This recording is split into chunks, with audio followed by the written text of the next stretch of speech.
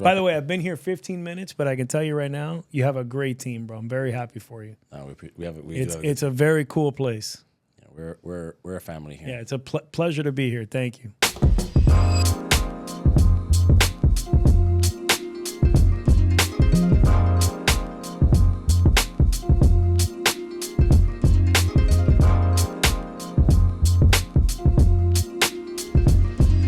And we're going to talk about how it's I know it's not your area, but it's almost a little bit unaffordable to live, in the Miami that we were born in. And we're going to talk about a little bit about real estate, what it is to, be a title? Some people don't even know what that is. So we're going to talk about that today in today's episode. We have Richard Barbera from Coral Gables Title and Escrow here. Been in business for how long now? So I've been practicing law for 20 years. I started my career as a litigator, and then that was in 2005. Literally, I got sworn in May 25th, 2005. And at the time, I was at a big insurance defense firm owned by a dear friend of mine, and I left, a dear friend of mine now. At the time, he was just my boss. And to this day, he's a pillar. He's an institution. He's a guy named Richard Cole. And the firm's called Cole, Scott & Cassane. It's the largest insurance defense firm homegrown in Florida. Wow. So when he opened the firm, it was 11 lawyers. When I was there, it was 80 lawyers. And now it's like 765 lawyers. Yeah. And he's an amazing human. So, but I left there, and my whole family was in real estate, and that was in 2006. And shortly thereafter, the downturn happened. And so in the downturn, I found myself, we had already started doing some title to keep the doors open, right? It's a recurring business. Yeah, recurring business, and you do these little transactions, and we had these capable processors, and it was hard. And then as a function of that, when the downturn happened, I found myself working out a lot of loans, high-value loans for developers that had gone south, and, we were dealing with these banks, and that's how I got into more and more of the transactional stuff, which is the title stuff. So what's the title? So when you buy real estate, you typically buy what's called title insurance. There's no requirement that you buy it unless you're borrowing money. If you're borrowing money from a bank to buy a house, the bank obligates you to buy at least one policy of title insurance. We call that the loan policy. Okay. So let's say you're buying a house and it's $1 million, or let's use a smaller number, 500,000. And the bank's going to lend you 80%. The bank wants what's called a loan policy or a mortgagee policy of title insurance, and they want it in an amount equal to the loan. So if they're lending you 80% of 500,000, they want a policy that is worth, the limits are 80% of 500,000. Okay. Now, title insurance is an interesting kind of insurance. In fact, it's the only insurance in the world that looks backwards. What do I mean by that? If you and I go out today and we buy a car, we go from here to Mercedes-Benz of Coral Gables and we buy a car today, to leave the lot, you have to call your insurance company and they have to send the dealership proof of insurance. Just in case of the future something happens. Right, exactly. You used the right word, the future. So if you buy a car today and you buy the insurance today and you crash tomorrow, you're covered. You buy the car today and you crash today, but you don't buy the insurance until tomorrow, you're not covered. Right? So all insurances except title insurance look forward. Okay. Health insurance, you buy it today, so when you get cancer tomorrow, you're covered. Life insurance, you buy it today, so when you pass away tomorrow, the benefit kicks in. Right? So all insurances, with the exception of title, are forward-looking. Okay. That's why you always have to renew them. Title insurance is the only insurance that looks backwards. So if you buy a house and you close on the property today, you bought the policy today, the policy will cover defects in the title that predate your acquisition.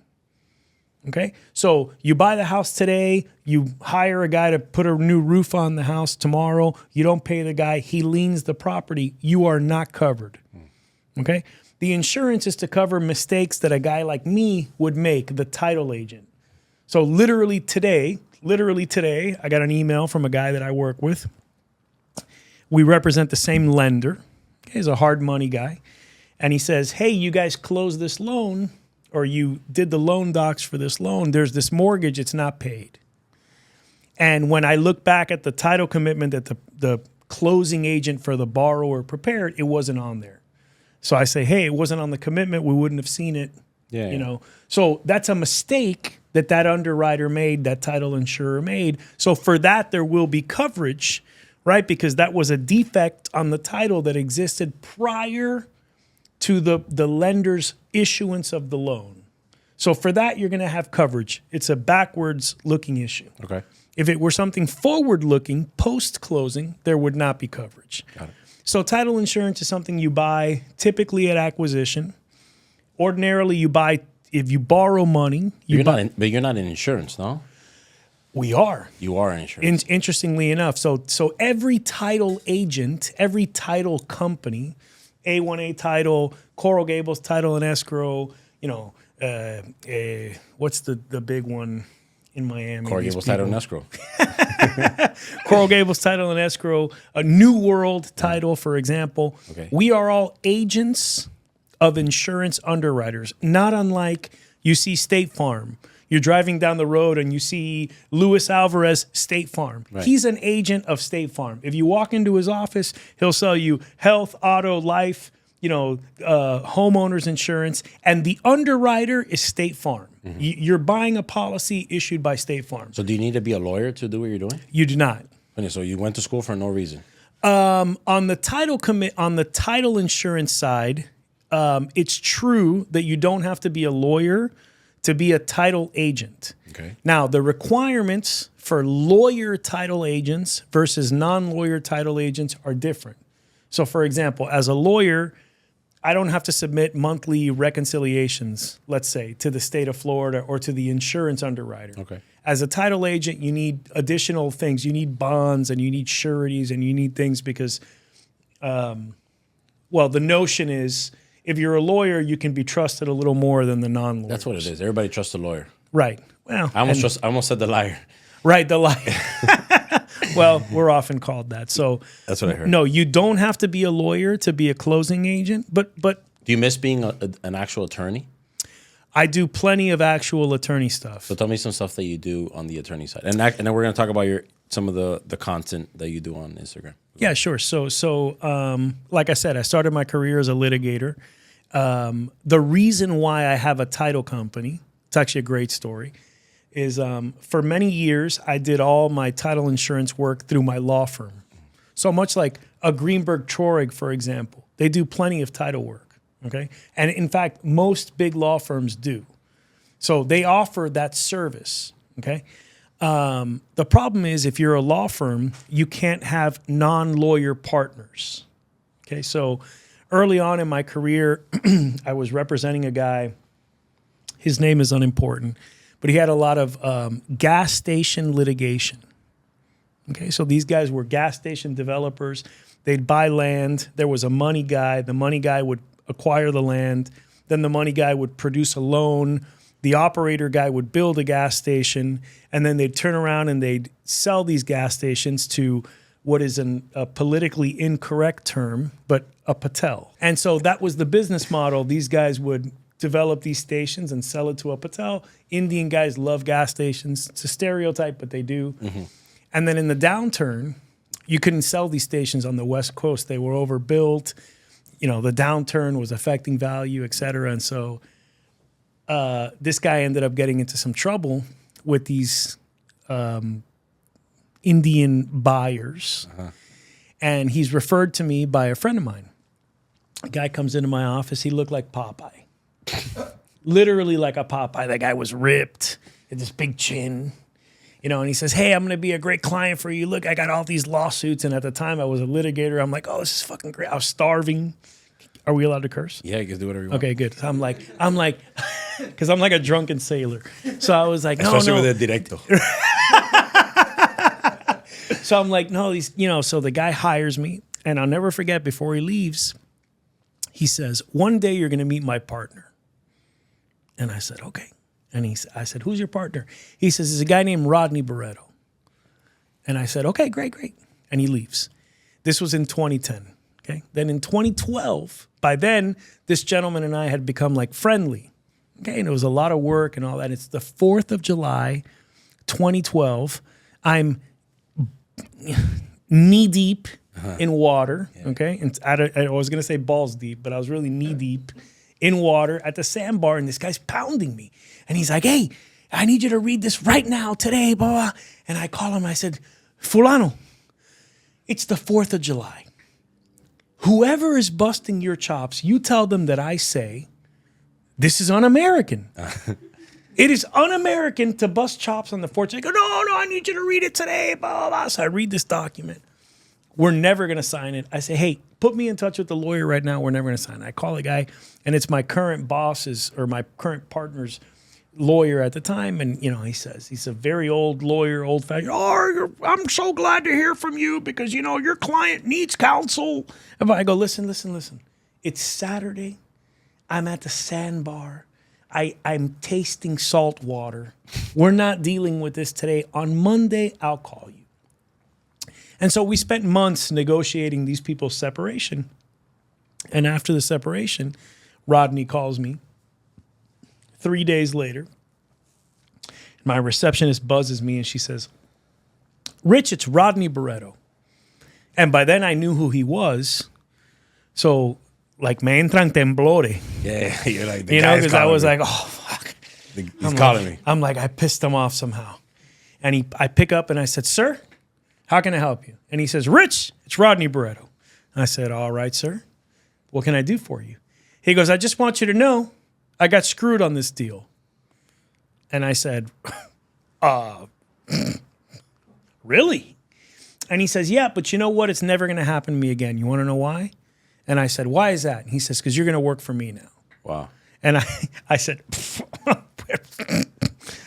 I've read somewhere that I don't think I can do that.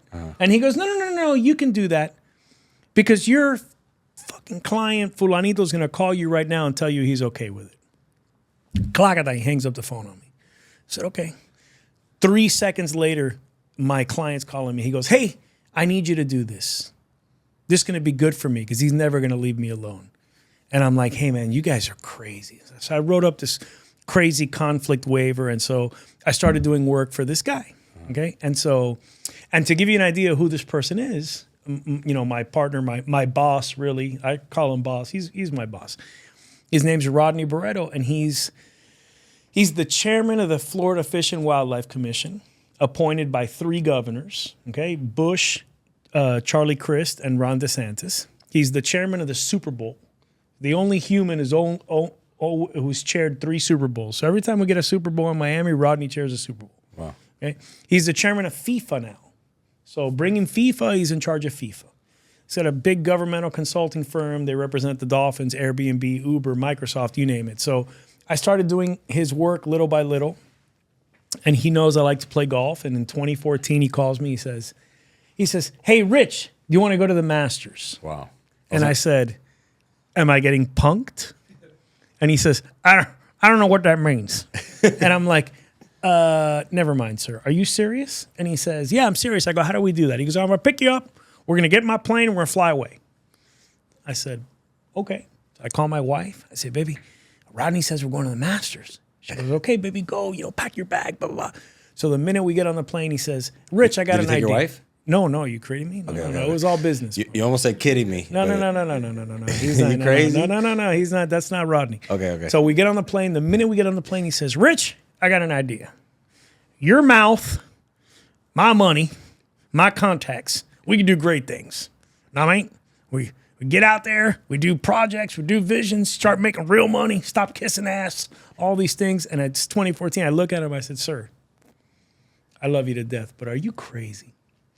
I'm not a millionaire, but I know how you are. What am I doing? I go to your fucking office? I'm not going to have anything. He goes, no, it's going to take time, but I'm a vision. We have a vision, this, that. And for 3 years, I said no. 2014, 15, 16, I said no. Finally, I had a baby girl.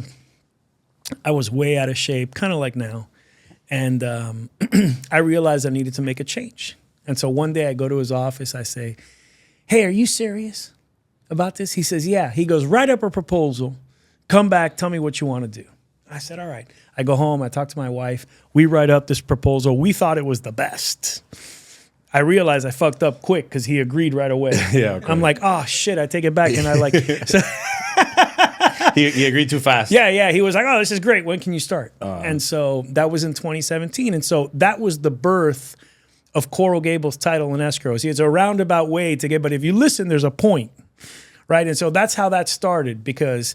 Thank God I listen better than you do. Right, 100%. I'm a bad listener. And so that was his gig. He was like, let's be partners in the title business. When you come over, bring your real estate business. And because he's a non-lawyer and his son, his name's Bradley, he's a dear friend and my partner, because they're non-lawyers, we needed to do a title company. Wow. And so I was like, well, what do you think about a name? And he's like, well, how about Coral Gables Title? And I'm like, there's no fucking way that's available. And it was. And sure enough, it was. So we're in a building that he owns. And I had a robust real estate practice at the time, and it's only been better. So that's how the title company started. But that's just one fraction of kind of like what we do. So when I came over, we created a little hard money fund. Okay. So we do some hard money lending. Right. And then when I came over, I kept a few select clients that... Tell everybody what a hard money lending is. Hard money lending is people or companies who lend money that are not conventional banks. So they don't require all the fancy applications and the underwritings and these kind of things. It's a simple analysis. It's like if your property's worth $10, a conventional bank might lend you $8 against the 10. But to get those $8, you have to be like a credit Spartacus. Right? You have to submit an application, you have to have a W-2, and you have to pay your taxes, you have to be a fucking saint, and the property has to appraise and the whole thing. Hard money lender, and by the way, then you get a conventional rate. So when rates were very low, 5, 6, 7 years ago, you would get 0, 1, 2% rates. Hard money lenders are for people maybe like myself who are entrepreneurs, don't have traditional W-2 income, can't get a loan at a regular bank. For whatever reason. For whatever reason. And so they go to hard money lenders, and what's the difference? The loan closes much faster, the underwriting process is much simpler, and it's largely a loan to value game. So if your property's worth $10, a very aggressive hard money lender will lend you 65 cents on the dollar. Okay, versus 80 cents. So if you want $8 against your $10 property, you need a conventional lender. If you're willing to settle for $6.50, because there's more risk on the hard money lender. Correct. But at the same time, the hard money lender charges 10, 11, 12% interest. Usually those loans are much shorter term, 1 year, 2 years, 3 years. They also contemplate interest only, right? So, do the math real quick. If I loan you $650,000 at 10%, you're going to pay $65,000 a year. Divided by 360 days in a year, right? It's less than you're going to pay with the bank, but you're not killing down the loan. Right. So every month you're paying interest, and at the end of that term, you're still going to owe. You're paying more, but you're paying less overall. Correct. Well, no, you're paying more overall, but shorter. But the monthly carry is less. Right. Okay. So usually those loans are what we call bridges, right? They're a path to a more stable form of financing. Right, like a construction loan is a perfect example. Exactly. That you might refinance after you finish the construction. 100%. Yeah. So we do some of that, and then he wanted to get into food and beverage, so we do things like the Wharf in Fort Lauderdale. We're the capital there, and so we have a bunch of restaurant holdings, and so so that's my gig. I'm like a Michael Cohen, only we don't do anything fucked up. So Rodney wakes up today and he's like, hey, Rich, I want to look at this boat. So today I might look at a boat. Tomorrow I'm going to do a restaurant. And I represent a few select clients, some banks, some companies that don't take away from Rodney time, but that mesh with his whatever he's doing. Right. So a lot of real estate, a lot of hard money, a lot of title transactions. So let me ask you a question. Now knowing you a little bit better, you correct me if I'm wrong. You really don't need to make any videos that you're making. Because because I make the videos on trying to grow the company. Nobody knows who the hell John Bell Construction really is. You know, before today, you really didn't know who we were, other than you saw our trucks. Yeah, just so you know, I only accepted the invitation for two reasons. Number one, it was very flattering. Thank you. And number two, I've seen your trucks out there. And number three, I checked around and you're very well reputed. Really? I mean that. What did you ask? Doesn't matter. Doesn't matter. But you know what?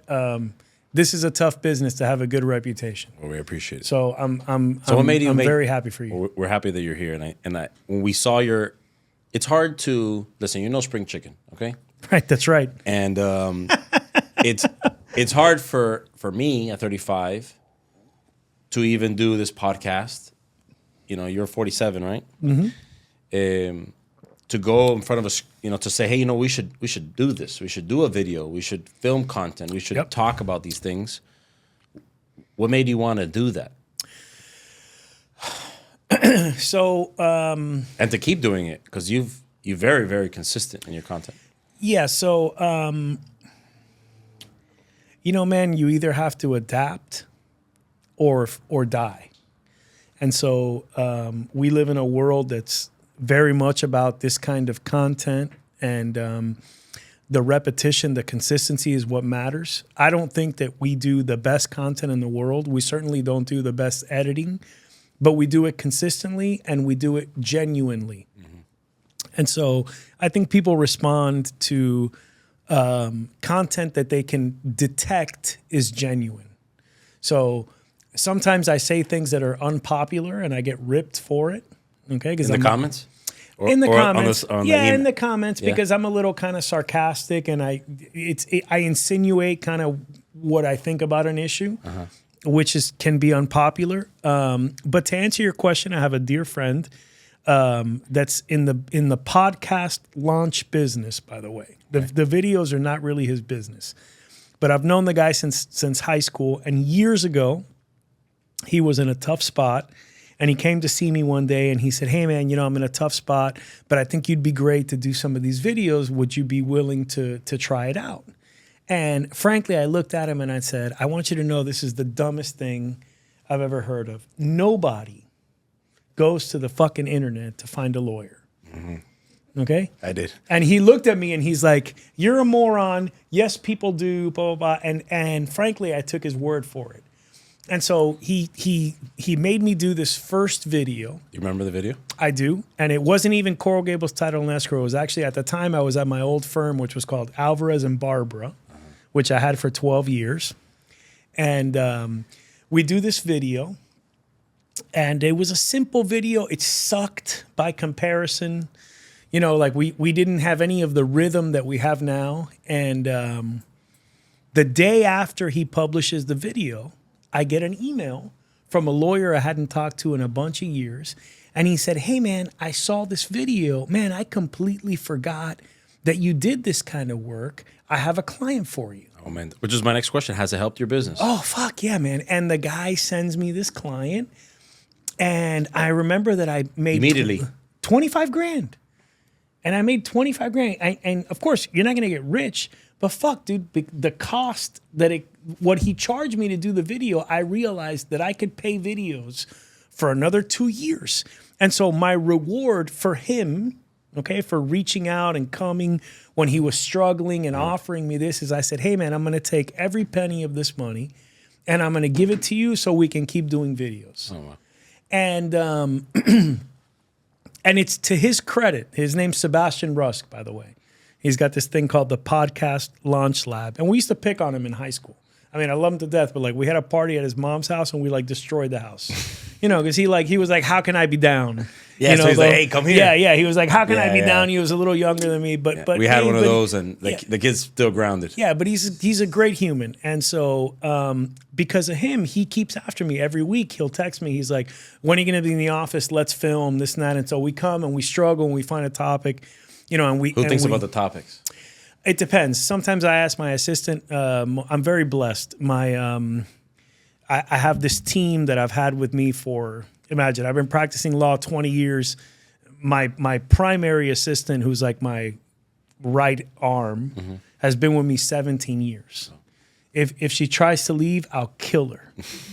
Okay, and then like the next. That's how I feel about Maria. Yeah. And the next most recent Gina, too. has been with me 14 Christ. years. You guys can't leave. Right. So imagine, you know how you girls are about like age and things like that. So like the next most senior, she's been with me 14 years, and she started when she was like 19. And so I tell her all the time, all your youth has been wasted, bro. I tell you, you're with me. No more spring chicken, you know? And so you've wasted your life here.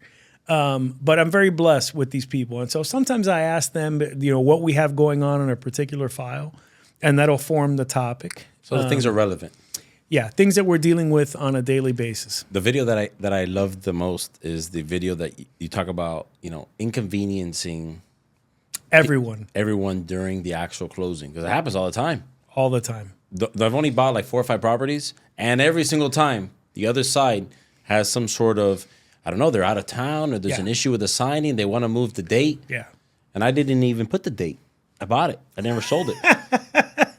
Yeah, so that video has been popular because what happens is we try to, let me not make it seem so I'll say it. so deliberate, but I try to think about topics that are relatable. Okay, and everybody thinks about. Yeah, and I try to phrase things in ways that people kind of like experience.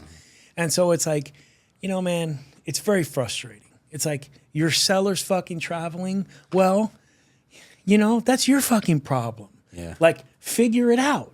You know, like people call me, they're like, oh, but Fulanito's traveling. I'm like, okay, well, let me explain how to fix this problem. Take all the signature pages and hit enter, enter, enter, enter, enter, enter, and put it onto another page and have him sign it. And then you hold those pages. And when we're good and ready, we'll add those pages to the finalized documents and we can close. Like, this isn't rocket science. This is relatively simple.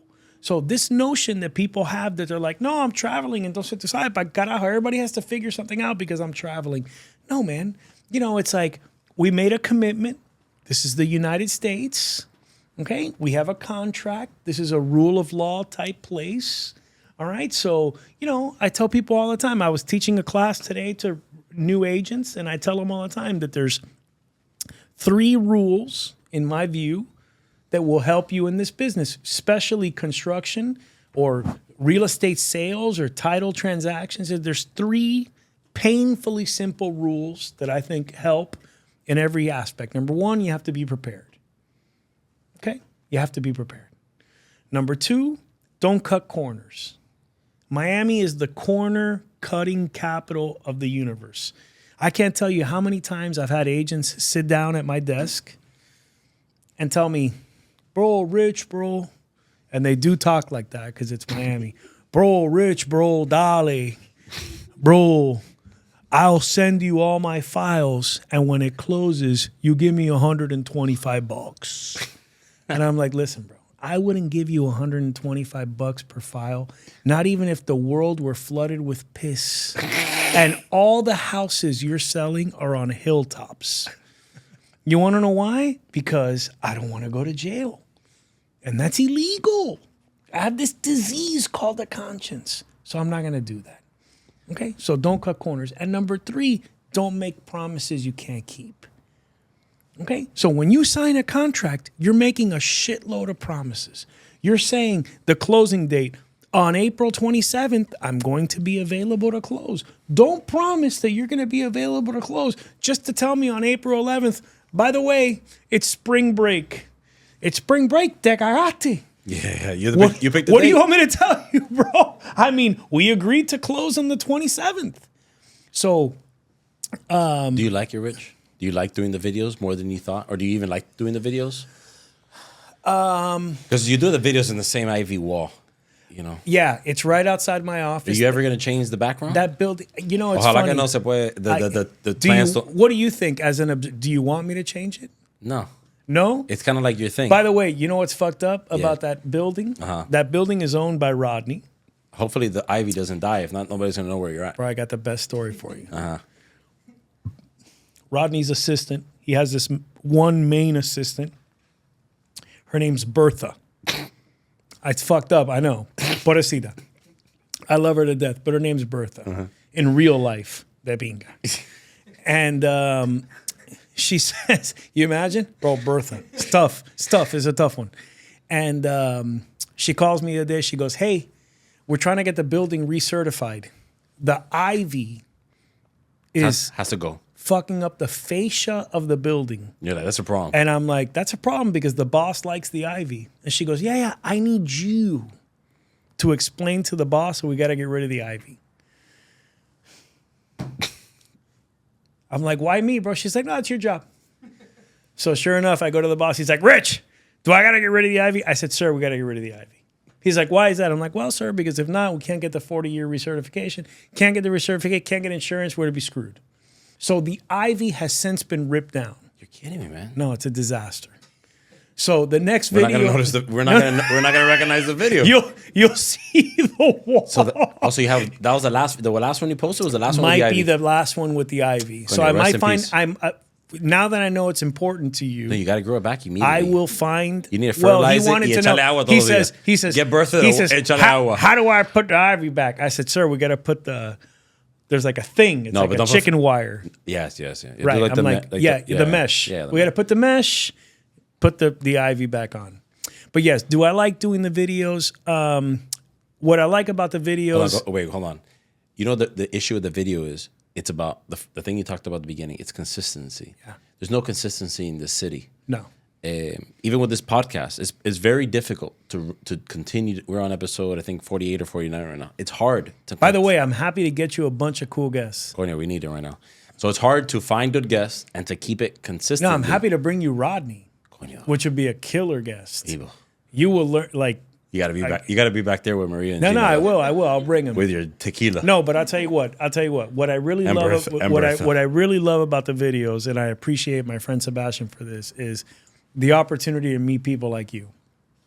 It's really very cool to have you have reached out and this and that because of the content. So do I like doing it? Honestly, many times it's a pain in the ass. Sometimes I don't have a topic and I get frustrated. So I'll put the mic on and he'll be like, what's the topic? And after 10 minutes, I'll get pissed off. I'm like, fuck you, take the mic. Blah, blah, I'm not doing this today. Put a rerun. And he'll put a rerun. But it's definitely been meaningful. It's been great for the business. It's been great for visibility. Like I said, we try to be genuine.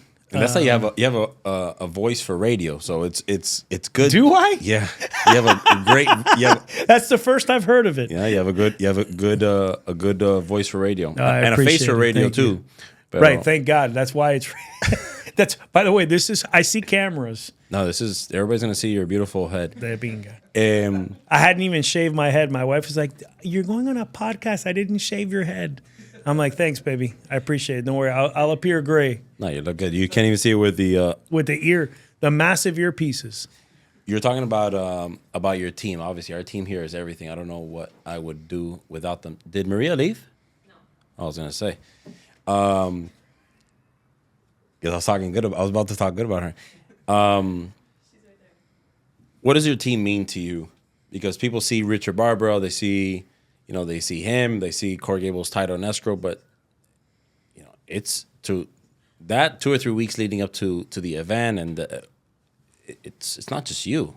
Maybe it's not even half the time. It's not even you. No, I would say 7/8 of the time it's not me. My team, to me, they mean everything. Like I said, I'm very blessed. We're a family. Monique Pena, who's my main assistant, she's been with me 17 years. Legna, she's been with me 14 years. Legna's cousin, Thalia, who came to work with us, she's been with me like 9 years. We're a family. I have no idea what I did to benefit from the devotion that those girls give to our office, but it's amazing. I mean, we do things in my office as a general business premise. Like, listen, I like to think we're competitive with benefits. We're competitive with family or with salary. We're like a family. Every Friday we have lunch together in the office, and it's like share victory, share defeat. They all came with me from my prior firm. you know? Like I said, it's amazing. I could not come even close to the service that I like to think that we provide. Okay, as a title company, there's a zillion title companies. Okay, and people don't understand. Like, you know, when you're buying property, okay, if you are a buyer of real property, first time home buyer, second time home buyer, anything between 250,000 to 750,000, you're unlikely to have a title company or a lawyer. Okay, you typically go with what the agents tell you to go with. That's what I was gonna ask you. Can we pick? If I know you and I'm buying something that's buying my first house? Yes, great question. So Florida has 67 counties, and of the 67 counties, 65 of those 67 counties are counties in which the seller traditionally pays and selects the closing agent. Okay? If you look at the as-is, the Florida, the FAR bar as-is contract or the regular contract, we literally have our own provision. When I say we, I mean Miami-Dade and Broward counties. We have our own provision there called the Miami-Dade Broward Regional Provision, which means the buyer is going to pay for the title insurance policy, their own policy, and their lender's policy. And as a result, they get to select the closing agent. Only the buyer. Correct. Wow. In 65 of the 67 counties, the seller Picks it. selects. So Why if you do you think that is here? Because the person that's buying has the leverage here in the county? No, it's just a simple function of the way the industry developed here. It just happened. Yeah, it just happened that way. So for example, if you're a title company in Miami-Dade or Broward County, your most important clients are buyer agents. Okay? And in this business, who are the agents that represent buyers? Newer agents, inexperienced agents. In this town, if you want to be a sexy realtor, you represent sellers. Okay? So the Jills, you know, all these big real estate brokerage firms, they typically represent sellers. Okay? So if you're the baddest realtor in Miami, you're probably not a great customer for me, because your clients are sellers, and sellers don't ordinarily drive title. Okay? If you are a relatively new agent, and relatively new agents do a lot of buyer work, those are great targets for me, because those people are the ones that when they're filling out offers on page 1, they put the escrow deposit is going to be held with Monique Pena at Coral Gables Title and Escrow, and they fill in my info. And that's how the files come to me. Wow, I got it. So, Is it expensive? Well, that's a great question. So title insurance premiums are promulgated by statute, which means that they tie to the purchase price. So there's really no variation. So the service is what wins. The service is what wins. Exactly. So this notion that it's cheaper one title insurance company to the other, that's generally a misnomer. Okay, you might save $100 here and there on the closing fee, but as a general premise, the premium is governed by statute. So really what differentiates title companies in Miami-Dade County and in Broward County is the service.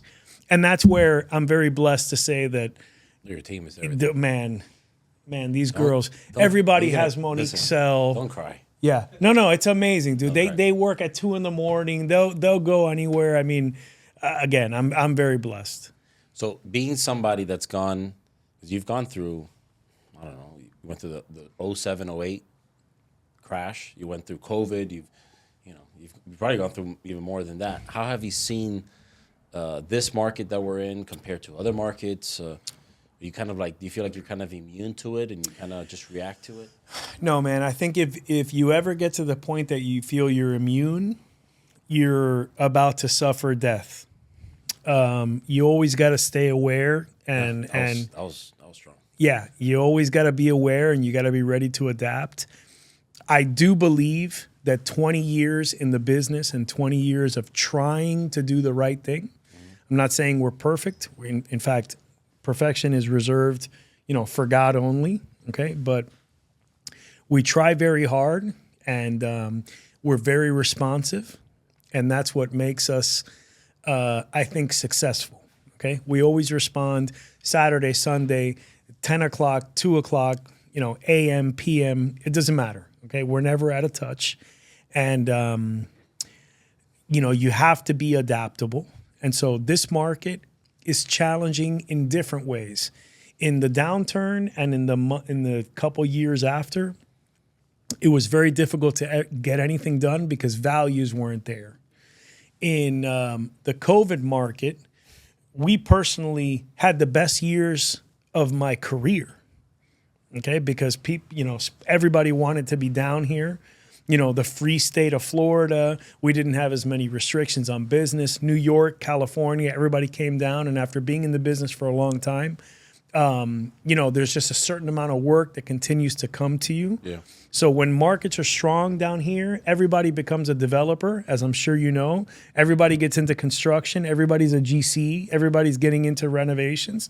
And then when the market is slow, then you see who's who. It's the companies that have done the right thing, that have done the work, that have seen projects through to the finish that survive.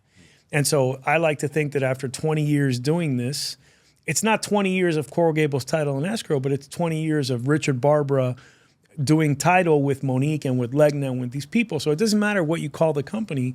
People know where they can send a file and get the work that they need done, And so we're not immune, but at the same time, we're not as susceptible to dips in the market as other newer companies might be.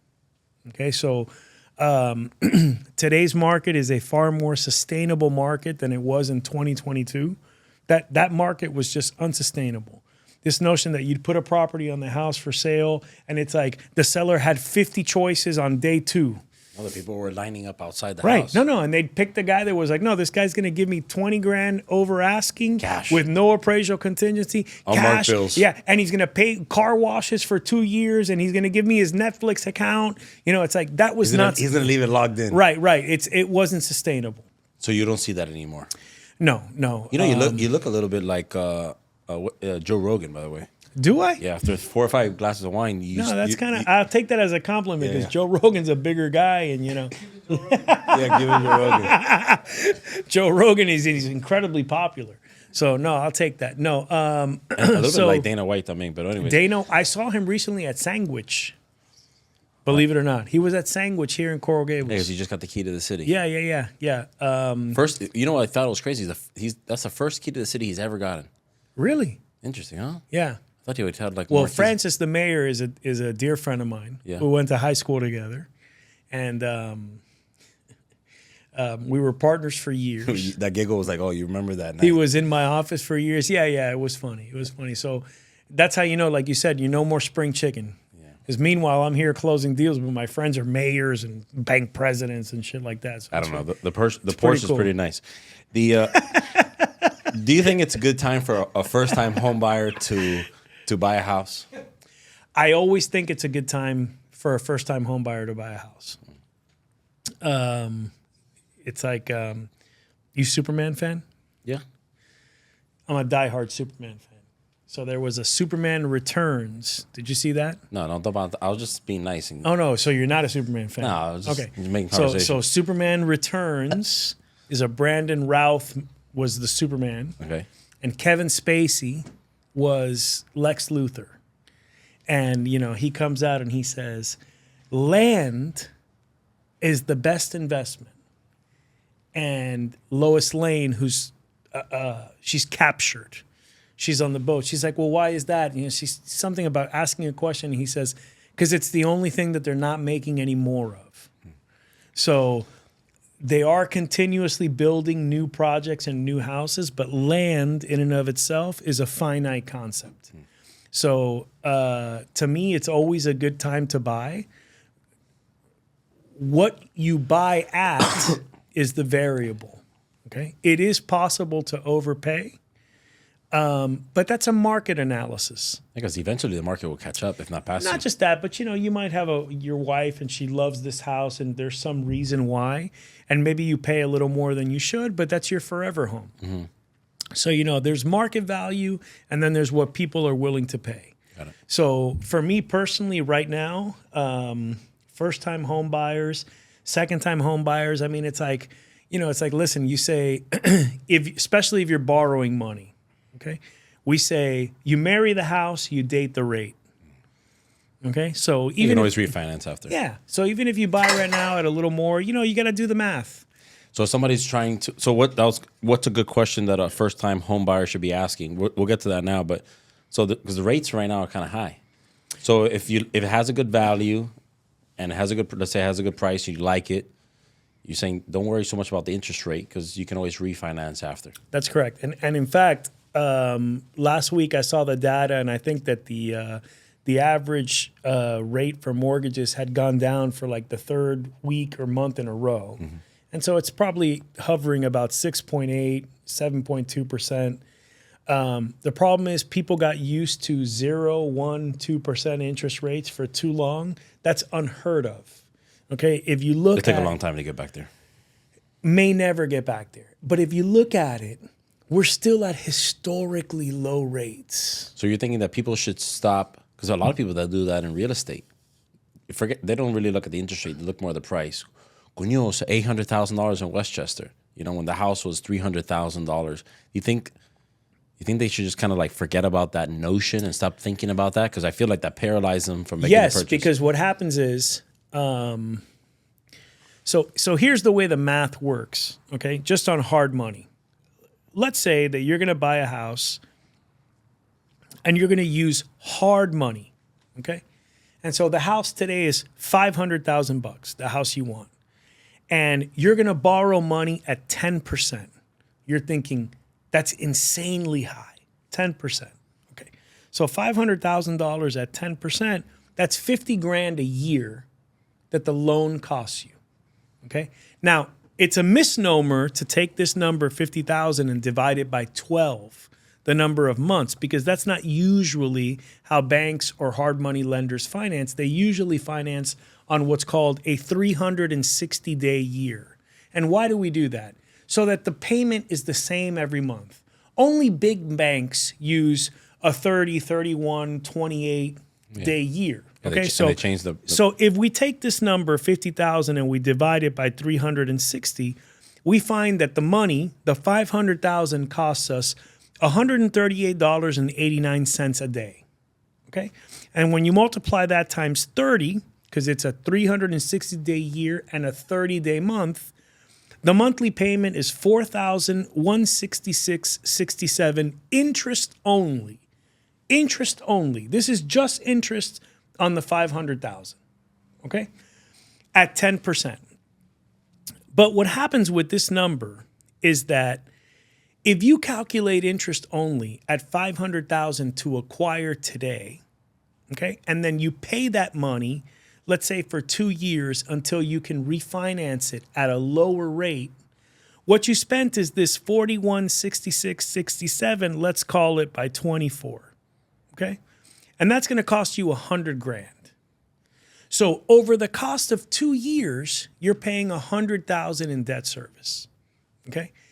But now you got to figure out what's the property going to cost you, that same property, if you wait 2 years.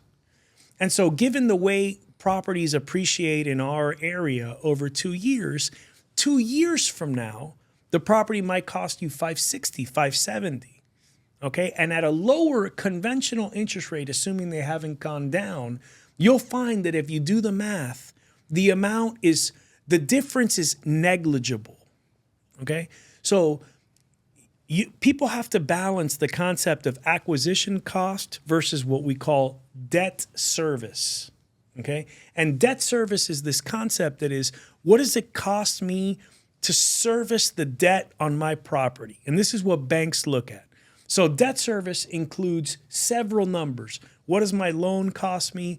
What does insurance cost me? What does taxes cost me? Okay, debt service is the total amount that I have to pay on an annual basis to maintain the property, to stay in compliance.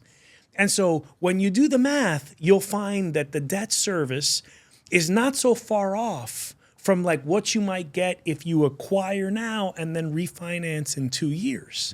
So you might think I'm spending too much money on interest, but if you pay more in 2 years, then it doesn't matter like what you were spending on interest. The thing is that people don't know how much if the house is going to go up or That's the property is going to correct. go up or down. That's That's but the here's the kicker. thing. Well, but here you have a better indication That's than gonna you go do up. It's hard to go in down. Wichita.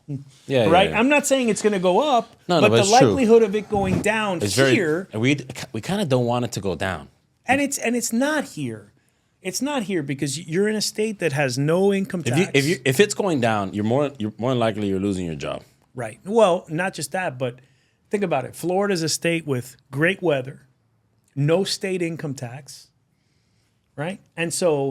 And desirable real estate. So the likelihood of depreciation is less. All right, listen. That was a great explanation, by the way. Rapid fire. Let's see if you can follow instructions. Usually this is like quick, you know? Sure. Everybody gives me like these long-winded explanations, and by the looks of it, this rapid fire is not going to be very rapid. But Shoot. I'm going to give you the benefit of the doubt. All right? You got your directo there? Mm-hmm. Favorite sports team? Miami Dolphins. Sorry to hear that. Yeah, it's a hard life. Yeah. Favorite thing to do with your family? Go to restaurants. What's your favorite restaurant to go with your wife? With my wife? Yeah. Can you hear me? I think you don't hear me. Go ahead. You hear me? Mm-hmm. All right, perfect. Favorite restaurant to go with your wife? Nobu or Claw? Oh, Claw's good. Claw's very good. It's expensive. I can't hear myself, by the way. Hello. I hear you. It goes in and out. You sound very romantic. No, I hear myself. There we now. go. There we go. Because I've been drinking. I don't know if I hear myself or not. To be honest, that's why I don't drink. I lose respect on my life. Okay, I hear myself now. Favorite time of the day, but think about this one because I was writing this. I wrote this today at 5:30 in the morning, and I was in bed. Somebody else is on the floor of somebody's house, and I realized my favorite time of the day is when I wake up really early, and nobody was bothering me. So now I'm going to ask you, what's your favorite time of the day? Very early mornings as well.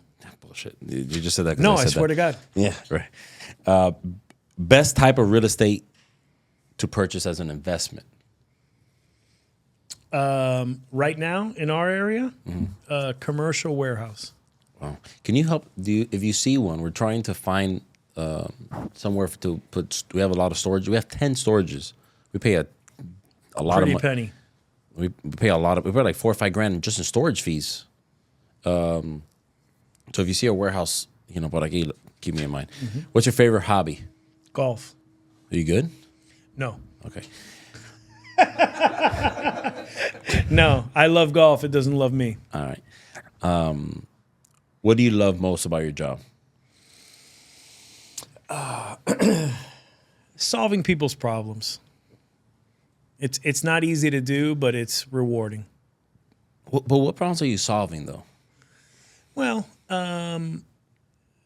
people call, it's like I tell people, being a lawyer is the business of misery. Very few people wake up in the morning hitting on all cylinders, and they're like, oh, I'm going to call my lawyer. Mm-hmm. Typically, if you're calling your lawyer, you either have a problem or want a problem.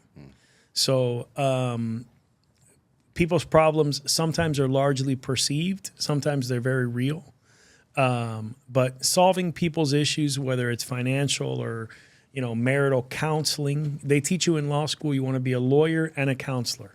I do a lot of counseling in my world. So it feels good to give advice and watch people take the advice and then watch it work out for them. Yeah, that has to be. Most of the people don't take the advice sometimes. But if You hit it so much. That's even at $800 an hour, they still don't take the advice. such few people think like you do. And by the way, if everyone took my advice the first time, I'd starve.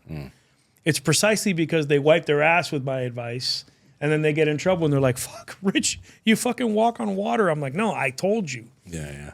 So yeah, it's rewarding. Yeah, and más sabe el diablo por viejo. Que por diablo, that's right. Best advice that you would give anyone right now in this Miami market? Be patient, be smart, and be deliberate. Hesitation kills. So you definitely want to be deliberate. You see something you want, go after it, and get it done. Well, there you have it. Coral Gables title and escrow. We got Richard Barber, 20 years plus worth of experience. He lost all his hair in the process with an incredible team. And I wish I could say that. I lost my hair much younger than that. yeah. But it's been a very informative episode, and I hope you guys learned something. I definitely learned a lot. There's a lot in real estate. You know, real estate, people have this like illusion about real estate. You know, I want to buy it. Everybody, it's funny. And it's good. It's good to be motivated sometimes. You know, that motivation, you don't want to kill that motivation. But somebody told me this morning, they said, no, I'm working because I want to buy my first investment property. And they have this eagerness to do it, but they don't realize that eagerness comes, it's like, be careful what you pray for. Well, if I could just chime in on that, I would say that if you have some cash and you're looking to put money to work in real estate, you should strongly consider lending money as opposed to buying doors. Lending money is far less stressful. And if you use the right lawyers, it's safer and it comes with far less hassles. You don't have to fix toilets or change light bulbs or deal with tenants, collect rents, anything else. So if you have money to deploy in real estate and you're thinking about getting into real estate as an investment business, consider lending money as opposed to buying doors. Look at that. Listen, we appreciate you guys being on this episode, subscribing, sharing, following, everything that you guys do. You guys give me a lot of feedback. You know, even the feedback, somebody gave me the feedback that they didn't like the chairs that we're in, that we should change chairs. I listen to it. We go through it. If we don't like it, we don't do it. But if we appreciate it and we think it's better, we're all for it. This chair is great, by the way. Yeah, the other one wasn't as good. You probably would have fallen asleep. Okay, no, these chairs are good. No, you've been rubbing. It's I've turned on already. No, this fucking chair. It's about to catch fire. Can I take the chair with me? Yeah, Birdman. You've been rubbing this chair so much that this chair is about to catch fire. He puts me out there. You saw that? No, I was gonna tell you before, but listen, if that was a chick, she'd be ready to go. It's like a wheelchair. Look, it's like, what's up? What? I like this chair. No. Listen, CG Title on Instagram. Follow them. He does a lot of good content. It's good. We appreciate it. And if you have anything that you can share, take a video, post about it. You never know who's gonna knock on your DM. I appreciate you, man. Thank you so much for having me. And these guys, they do it right. So thank you so much. We'll catch you on the next one. Got it.